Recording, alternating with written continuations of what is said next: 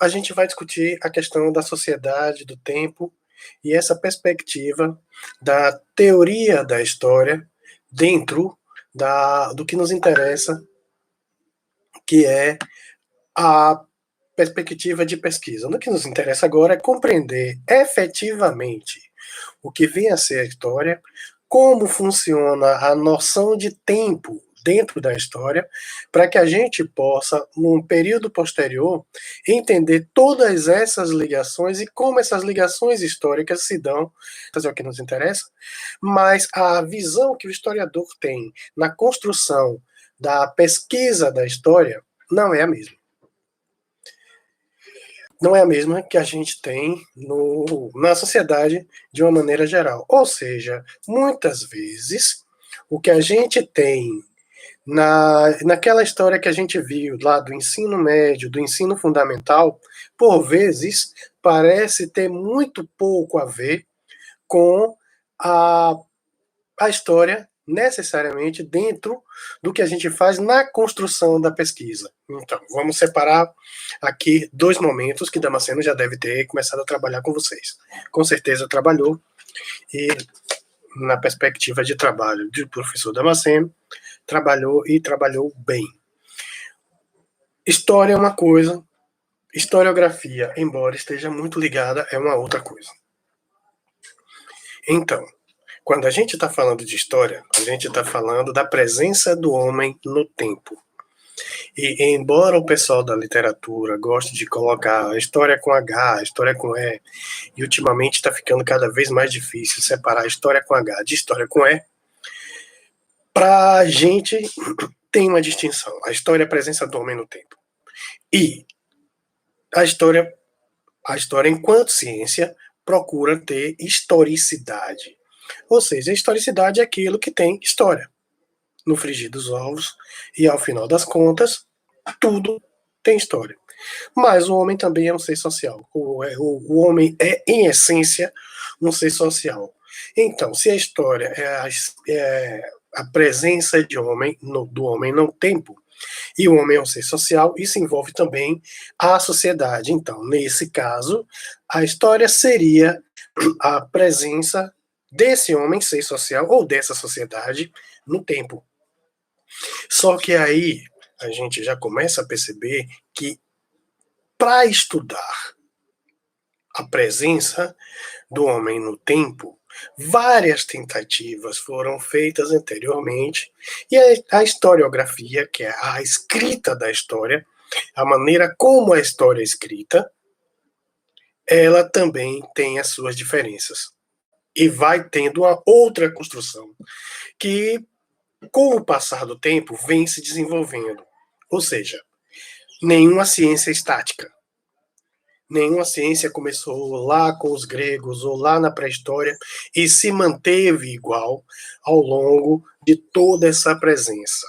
Essa ciência dinâmica, a forma de ver, de pensar, de agir, de estudar e de analisar, também segue uma dinâmica. Essa maneira dinâmica de agir socialmente, de estudar socialmente, também vai na tentativa de se compreender como os fenômenos sociais ou como a própria sociedade se desenvolve.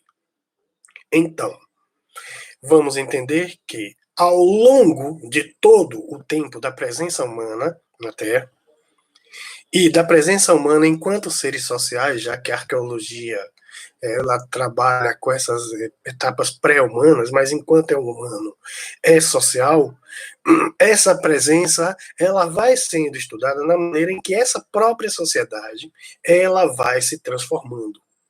Ela vai mudando, e essas mudanças na própria sociedade vão levar a formas de conviver. E para nós, historiadores, a gente vai tentar compreender como essas transformações. Aguarde enquanto estamos tentando reconectar. Bom, então, subiu a mensagem, devo imaginar que está tudo legal. Então, a história e sociedade são questões que estão intrinsecamente ligadas. Não podemos e do que é sociedade, sendo que não são fatores conflitantes. História é a presença dessa sociedade e as transformações que essa sociedade tem durante o tempo. Isso já pressupõe que não existe história se a sociedade é estática. E leva a uma outra conclusão também, parece bastante ridícula, mas que nos leva a compreender que também não existe sociedade estática. Essa sociedade ela vai sendo transformada com o tempo. Ela vai passando por mudanças. Essas mudanças é que interessam aos historiadores. E aí, respondendo algumas perguntinhas básicas que a gente tem. Quando, como, o porquê, quem e de que maneira. Esse conjunto de elementos, ou este conjunto de perguntas, leva a que a gente entenda como essas transformações sociais vão moldar os indivíduos a que a gente tenha uma forma mais complexa de entender essas transformações. Não é o mudou por mudou. A sociedade muda e a gente tem que entender quais são as razões que levam a essas mudanças, a essas transformações. Aí a gente já tem esse conjunto de fatores sendo levados a uma compreensão macro do que esses movimentos nos trazem. Só que essas transformações também, ela vai levar ou vai conduzir a que se tenhamos os atores, os agentes que levam essa transformação. Bom, para que alguma coisa mude, isso insere para que essa sociedade mudasse. E se estamos falando de sociedade, presença de homens, presença de gente, alguém conduziu o processo. Essa condução do processo de transformação, consciente ou inconscientemente, vai dizer quem são os grupos ou as pessoas que são agentes do seu próprio movimento histórico. Percebam que existe uma mudança dentro da historiografia, da maneira como se enxerga a história, de quem é esse agente da história. Durante algum tempo, acreditava-se que o agente da história eram as divindades. Tudo muda, tudo se transformou, porque os deuses assim queriam. Ou a divindade depois muda para um único Deus judaico-cristão, queria que assim mudasse. Esses deuses que queriam que assim mudasse, ou esse Deus que queria que essas transformações ocorressem, eles te contavam com a ajuda também dos santos que levavam a fazer isso. Houve um tempo também na historiografia e na história que acreditava-se que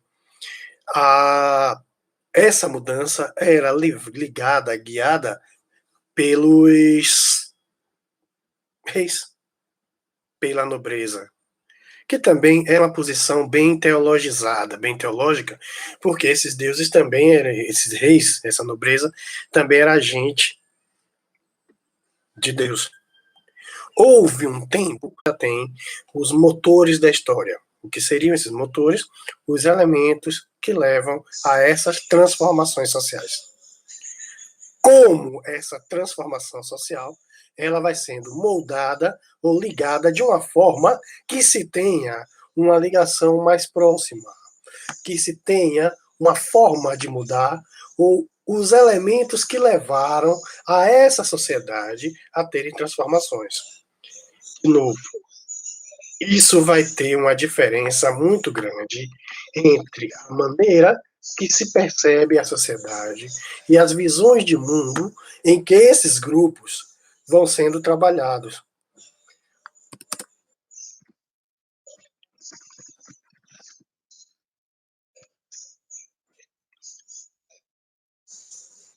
Então, essas transformações na sociedade elas vão se dando de maneira gradativa, de forma que a gente tem uma série de transformações dentro desses motores da história. Hoje percebe que a cultura é esse motor da história. E aí vamos entender cultura aqui como essa ação intelectual. Então, a economia, ela leva a mudanças sociais, a,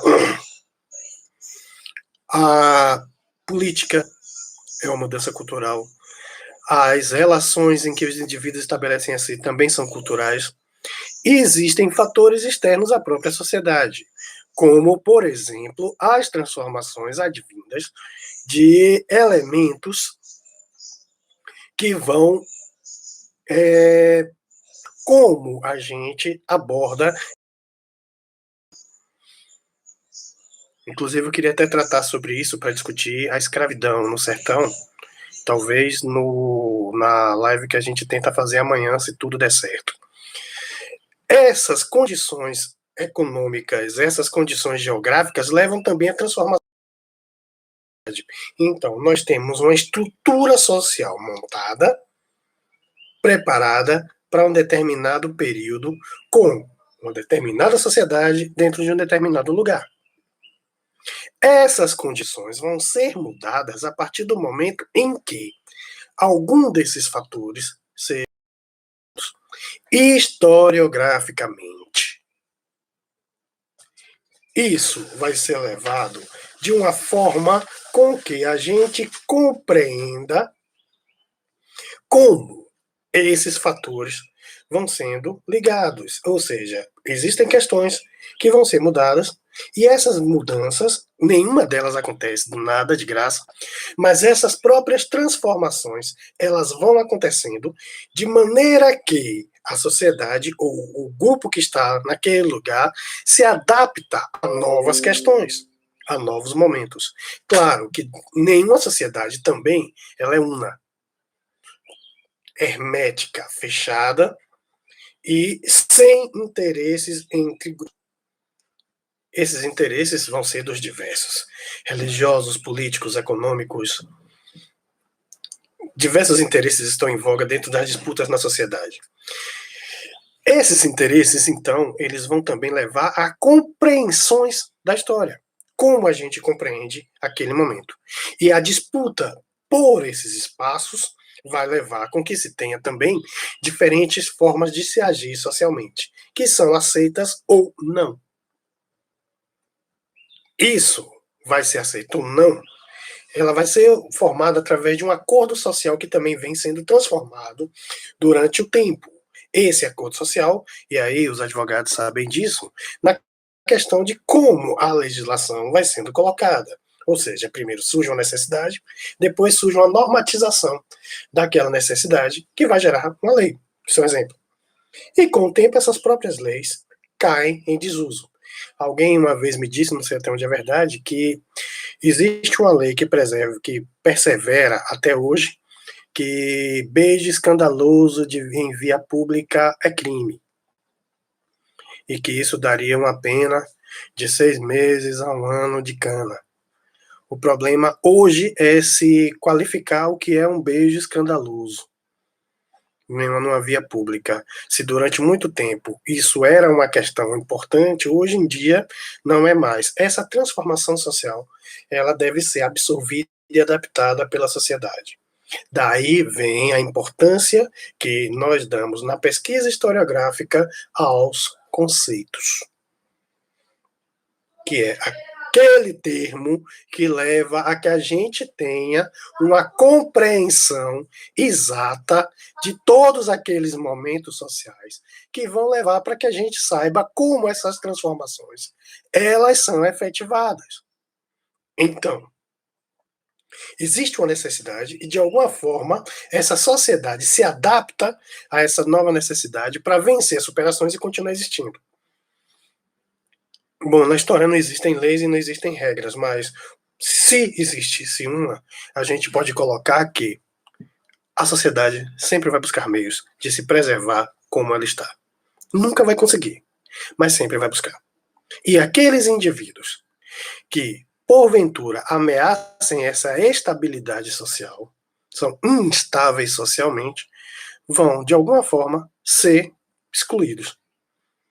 Toda a sociedade, ela acaba sendo, por isso, excludente. Essa relação de inclusão e exclusão vai dar uma dinâmica na sociedade a partir do momento em que interesses, valores regras e normas vão sendo adaptadas e mudadas. Então, a gente vai ter uma relação de transformação, uma relação de adaptação e uma relação de nova transformação, o que alguns, dentro da teoria marxista, vai chamar de dialética, outros vai chamar de longa duração, vai depender muito da perspectiva em que se adapte. Para a gente compreender todas essas transformações, a gente vai entrar para a ideia de compreender como os fenômenos sociais vão se dando e como esses fenômenos sociais eles atravessam o tempo. Essa percepção, e aí vamos entender que nós de pequenas sociedades. Quem leu aquele material sobre a história regional vai começar a compreender que fazemos parte de diversos grupos ao mesmo tempo e que as regiões ou os pequenos lugares eles têm influência grande dentro da construção daquele grupo. Uma questão de perspectiva que hoje está mudando na historiografia é que essa acepção de transformações acreditava-se que era mais do global para o local, e aí parece que existe hoje uma perspectiva de mudança no sentido de compreender que existe também uma influência do local para o global, mas o que seria o global, se não essa união de locais, de pequenos grupos, de pequenos lugares que acabam interferindo no todo. Bom, essa é uma discussão que pode ser feita em outro momento, mas o que leva a entender é existem questões que são macro-históricas, uma questão global da sociedade histórica, ampla da sociedade histórica. E aí a gente pode entender algumas coisas, tipo o momento que estamos passando de pan-epidemia, de mega-epidemia, de pandemia, eu não sei mais nem que nome dá para esse negócio aí, mas é uma questão que está atingindo o mundo inteiro nesse momento. Parece que somente algumas ilhas da Polinésia e a Coreia do Norte estão livres dessa questão de coronavírus. Ou como essas transformações elas começam a ser de uma forma mais localizada. Assim, então vamos entender. Existe uma perspectiva de uma sociedade global, onde todos sofrem as ações ao mesmo tempo. Então eu estou situando essa questão do vírus porque é o que parece ser o mais presente nesse momento, é o que a gente tem discussão agora. Essa discussão agora ela leva a que a gente compreenda esse momento, essas discussões, de maneira que a gente tenha formas de se compreender esse momento como todo mundo passa. Então, talvez daqui a 10, 15 anos, já que os antropólogos e sociólogos vão dar diversas interpretações sobre tudo isso, desde um vírus de laboratório até um morcego, até uma invasão extraterrestre planejada. Bom, nesse momento nós vamos ter várias discussões e cabe aos antropólogos e sociólogos tentarem discutir isso, aos jornalistas também inventando um monte de teoria a respeito do que está acontecendo nesse momento, mas ninguém sabe exatamente o que está acontecendo. Caberá aos historiadores do futuro analisar esse momento agora com base na documentação e saber o que é que estava acontecendo ali. Globalmente a gente sabe que tem gente morrendo, que um vírus se espalhou, talvez seja o vírus do Walking Dead. Bom, um vírus se espalhou mundialmente que vai atingir todo mundo. Se vai matar 3 bilhões, se vai matar quase todo mundo, se vai sobrar alguém, inclusive eu, como grupo de risco, asmático, obeso, cardiopata, velho, pelos cabelos, o vírus nem vai ter muito trabalho comigo. Não posso nem convidar para o velório porque está proibido. Mas o que vai acontecer nesse momento, ninguém sabe. E existe uma perspectiva de se retratar o que está acontecendo agora. Isso é uma coisa. Mas o que vem acontecer por depois disso é um outro momento. Aí as outras situações vão acontecendo de forma em que a gente vai entendendo os momentos, as questões, os ambientes, as dificuldades em que esse mundo vai sendo transformado. Essas transformações aqui, elas vão se dar de maneira global. A gente sabe que o mundo está tomando medidas de forma a combater. Essas medidas não são as mesmas no mundo inteiro e que tentam adaptar as questões. Aí a gente já tem um outro momento. Se nós temos um momento global na sociedade que age para combater uma coisa que é global também, então devemos dizer que o que existe de concreto, de global nesse momento, é que todas as sociedades estão combatendo a questão do vírus. Também existe uma dimensão local dentro disso tudo. Essa dimensão local é como essa sociedade ela leva a se compreender esse momento. Bom, a forma de se combater o que está acontecendo no Brasil não é a mesma forma que está acontecendo nos Estados Unidos. O vírus é o mesmo, ataca os seres humanos do mesmo jeito, morrem pessoas do mesmo jeito, mas a forma de se combater é diferente, porque as sociedades são diferenciadas. Essa relação entre global e local é que vai dar a dimensão. Então, existem historiadores do futuro que vão fazer a síntese histórica do que aconteceu nesse momento para toda a sociedade. Isso é uma coisa. Vai ter também historiadores que no futuro vão fazer análises localizadas de como aconteceu tudo isso. Isso é uma outra coisa. E vai ter também no futuro alguém que vai analisar como e em formas locais que acabaram influenciando o global. São várias formas e maneiras de se ver a história. Existe uma correta? Não. Existe uma errada? Também não. Mas existem visões de historiadores de como isso vai se dar no futuro. Eu compreendo a história dessa forma. E ao compreender dessa forma, dessa relação local com global, para mim, enquanto historiador, me dá uma ideia mais precisa de como era a sociedade. Então, no futuro, eu posso estudar a evolução desse problema que a gente tem hoje, a partir de um determinado lugar, e tentar compreender o todo, e de diversas maneiras também. Através disso, como surgiu? Será que os hábitos alimentares, comer sopa de morcego foi o vetor para o vírus? Será se foi um vírus programado no laboratório na Guerra Fria? Será se foi uma intenção comunista de dominar o mundo que estava lá presente? Será se foi o capitalismo internacional que queria destruir o país? Várias interpretações estão surgindo nesse momento e elas vão sendo descartadas ao longo do tempo, na medida em que isso vai sendo levado. Mas a pesquisa histórica também exige que a gente tenha tempo e temporalidades. Aqui a gente tem que fazer um recorte. História é o estudo da sociedade no tempo. Ponto. E por mais que se tente fazer inovações, por mais que se tente mudanças, mas história é tempo. Não existe história sem estudar essa questão de como essas sociedades estão envolvidas no tempo. E envolvidos no tempo significa que essas mudanças elas ocorrem temporalmente. O tempo vai mudar e esse tempo mudando ele leva também a que se tenham as transformações sociais. Aí esse tempo e que a gente está ligado a um tempo histórico, ele não necessariamente está ligado a um tempo cronológico. Assim, acho que esse tempo cronológico ele acaba tendo uma mudança, uma transformação contada. E hoje estamos em 2020, depois do nascimento de Cristo, que é também uma data artificial, bem porque todo mundo sabe que Cristo nasceu provavelmente do ano 4 ao ano 6 antes de Cristo.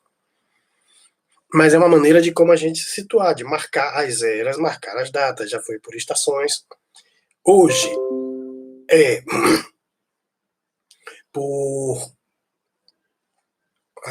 já foi por estações, depois por passagem do tempo, e hoje é pelo tempo que o Sol leva para dar uma volta completa na Terra, que leva o dedo de um ano. Ou o dia, como era o dia, que já foi o tempo que o Sol leva para nascer até se pôr, que era dividido em horários, todas essas questões. Esse é um tempo cronológico, e a gente pode estudar o tempo cronológico nas suas diversas concepções. Isso também é conceitual e é científico. O que é um dia?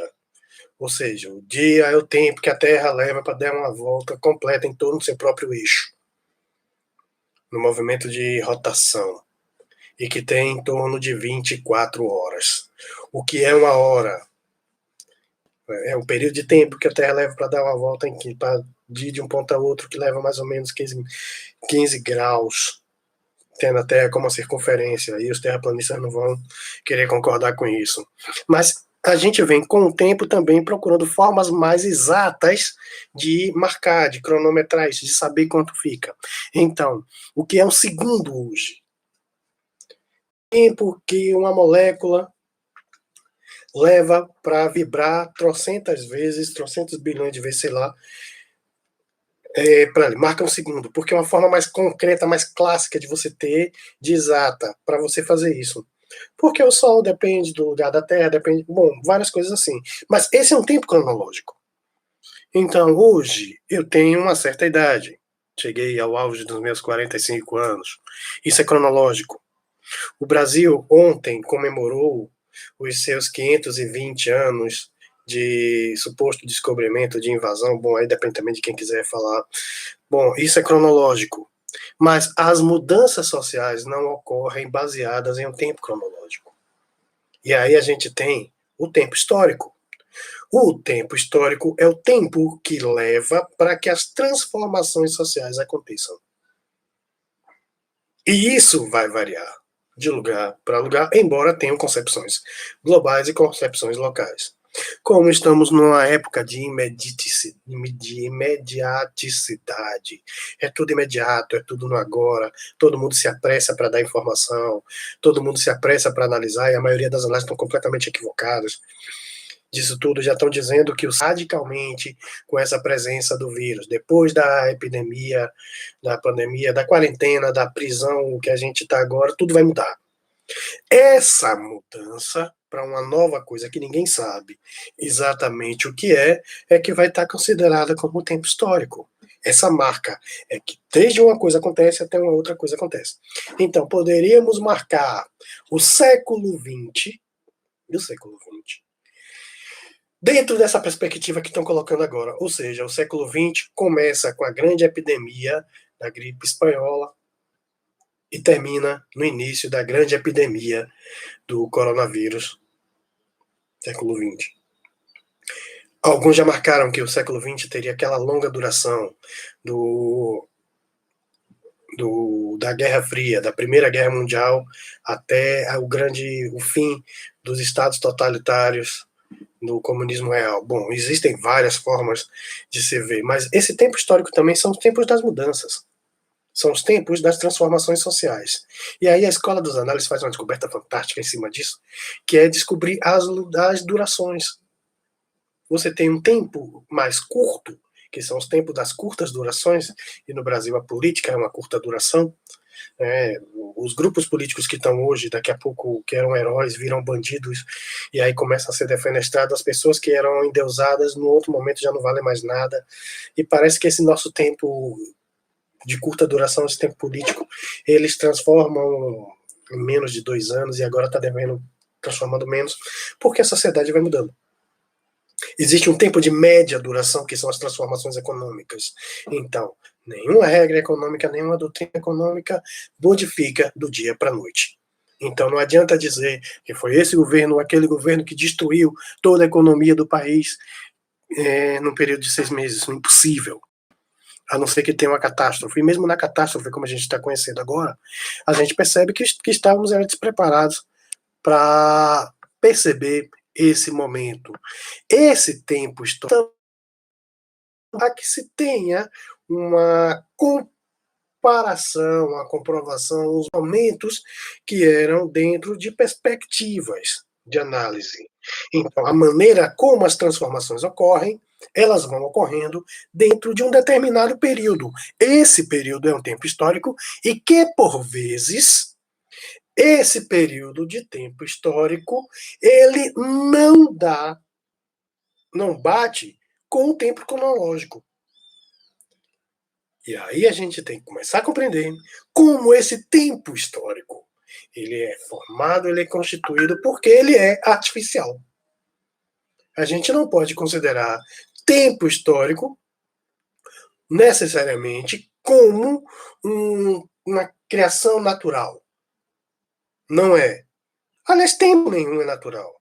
O tempo é uma grandeza artificial criada para que a gente tivesse um melhor domínio da sociedade. Só. O tempo histórico é que as características desse tempo que determina o histórico é ou são as transformações econômicas e a sociedade. Então, o tempo na história é uma grandeza completamente imprescindível. Não existe história sem tempo. Mas o tempo cronológico, aquele contado em minutos, segundos, minutos, dia, mês e ano, é uma coisa. O tempo histórico, que é o tempo que essas transformações levam a serem efetivadas em sociedade, é uma outra coisa.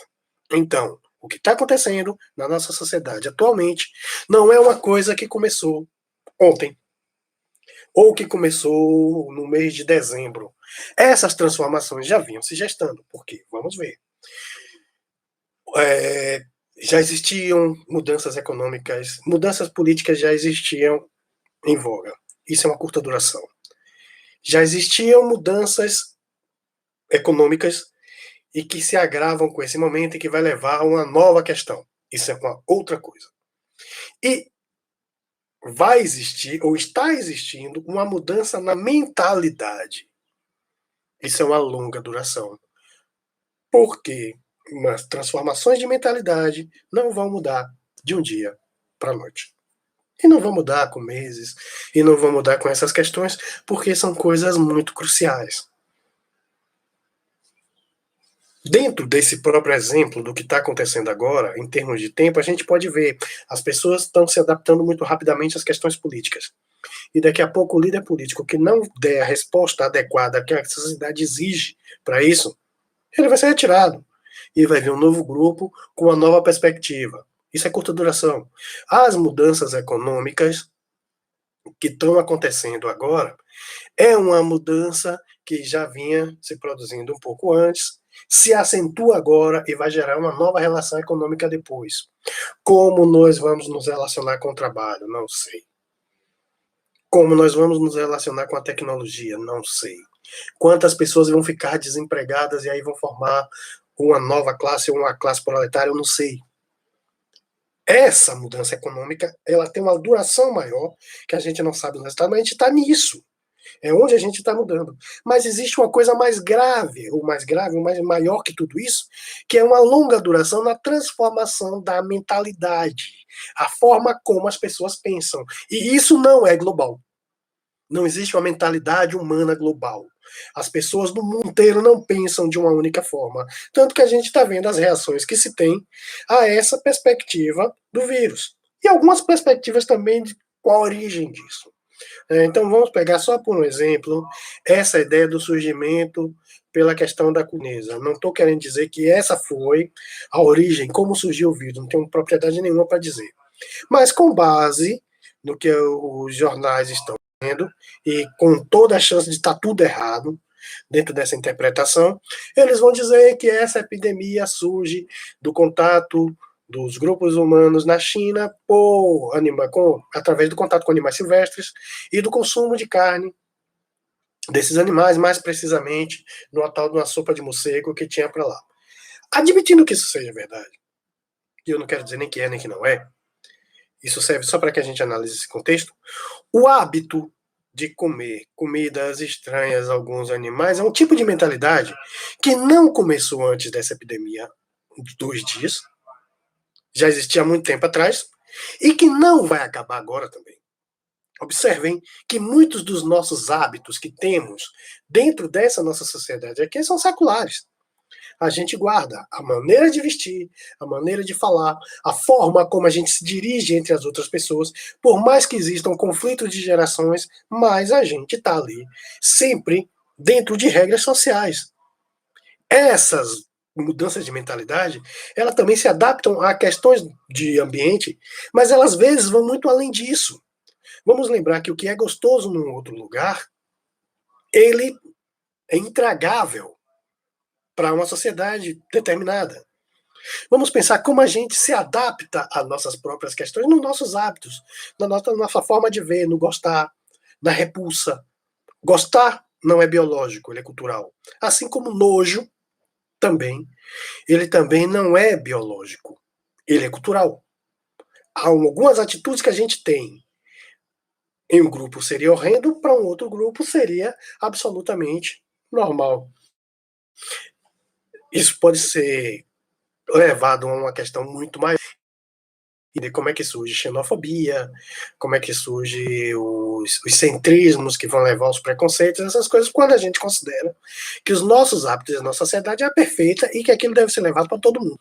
O outro lado também é previsto. Ou seja, quando a gente quer impor a um grupo social que ele aceite as normas de um outro lugar, porque aquilo é o ser humano, e para ser humano tem que ser daquele jeito.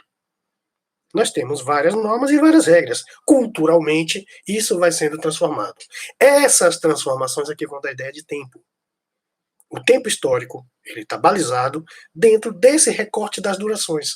Dura-se mais tempo, dura-se menos tempo, e esse tempo histórico vai se conflituar em várias vezes com o tempo cronológico. Aí a gente passa para o nosso último momento, que daqui a pouco o professor Damasceno assume e vai fazer isso. Dentro de todas essas questões, qual é o papel da história? No final das contas, a história serve para quê? Mestrandos em história, vocês estão fazendo o que aí, além de estar perdendo tempo? Se não serve para nada, então é melhor a gente procurar uma outra coisa para fazer e eu fico desempregado. Se ela tem alguma utilidade, qual a utilidade que se tem disso? Então, a gente pode entender a história como um fator de compreensão da sociedade para que isso acelere ou promova transformações no futuro. Aquilo que a gente tem na atualidade de tentar conhecendo o passado para não repetir, que é uma ideia bem pontual da história, mas existe. Ou seja, a gente estabelece políticas públicas porque a gente viu que historicamente existe um problema ali que leva a sociedade a se organizar de uma outra maneira. É uma coisa. A história, que é o que está mais em voga no Brasil na atualidade, enquanto diletantismo. Eu tenho uma dificuldade imensa de ler literatura, não gosto, não entra, não vai, mas eu gosto de ler história. Então, para mim, é algo que me diverte, que me encanta de saber como as coisas eram produzidas no passado. Uma certa curiosidade histórica, como as pessoas reagiam, o que as pessoas tinham de bom, de ruim, as intrigas palacianas. Bom, eu particularmente estudo cultura política, então eu vejo que esse negócio de armação política, de facção de grupos, de manipulação da sociedade, isso não é novo, isso é antigo. E eu gosto de saber como essas coisas vão se dando por tanto tempo.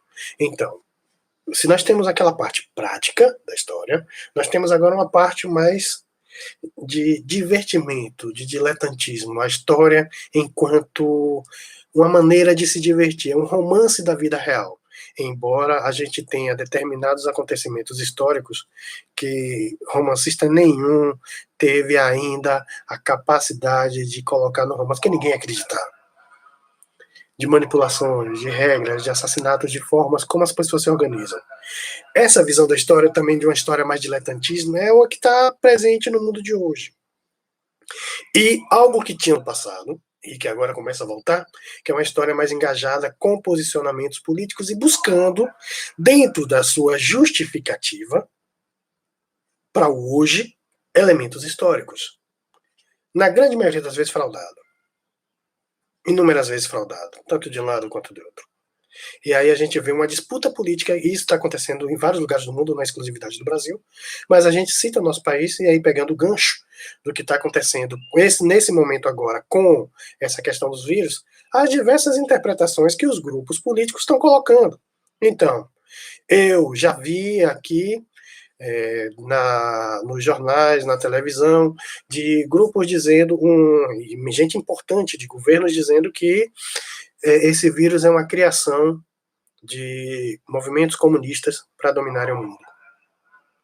E eles colocam isso porque destrói a economia global capitalista, e a destruição da economia global capitalista vai levar os estados comunistas a vir para uma guerra, dominar todo mundo e estatizar as propriedades, acabando com aquilo que é mais sagrado. Então, combater o vírus também é uma forma de combater o comunismo. O outro grupo também já vem dizendo que não.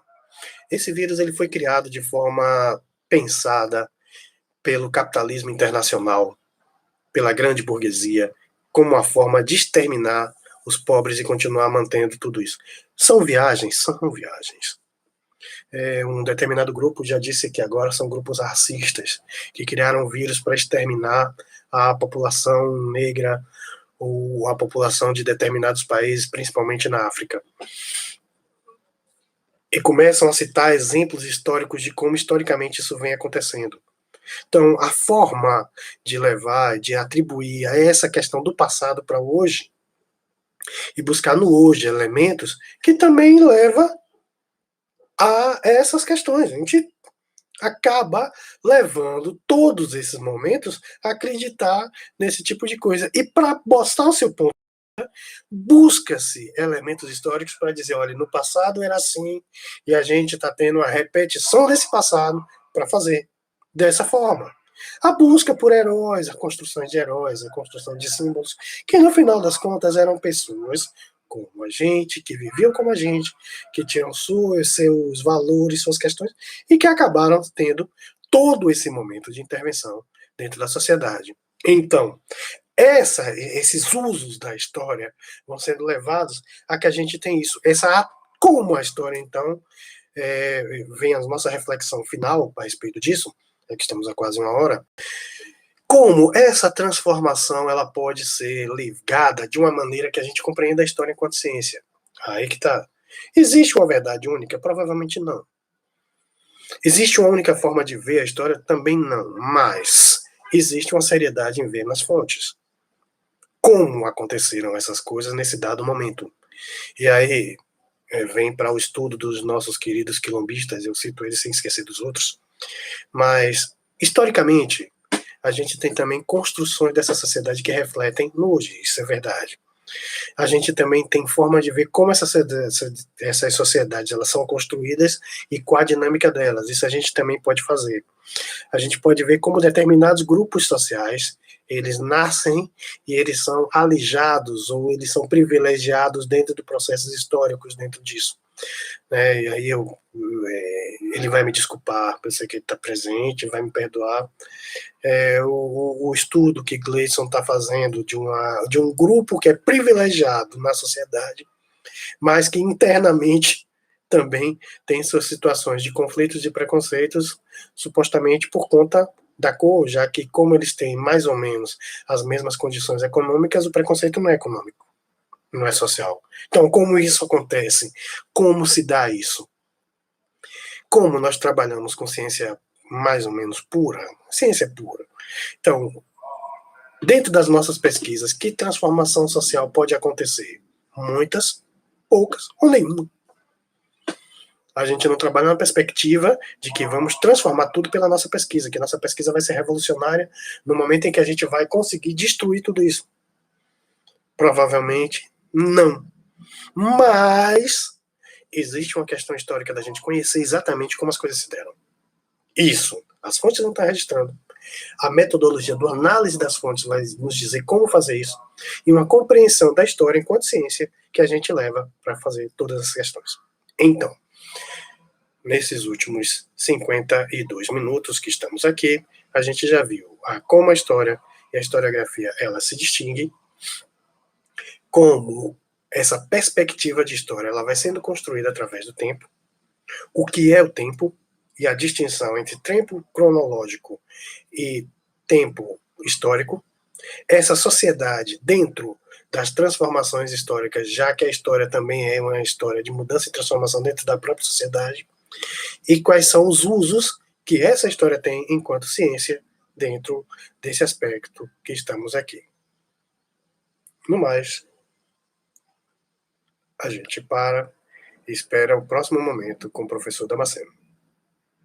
Se alguém tiver alguma questão, que vamos, se não, eu deixo a posição de docente e viro espectador para ouvir uma fala muito melhor do que a minha, que é quando o Damasceno assume e faz o que ele sabe fazer bem melhor do que eu. Assim, tenhamos um bom dia e espero que todo mundo esteja vivo para os nossos próximos encontros.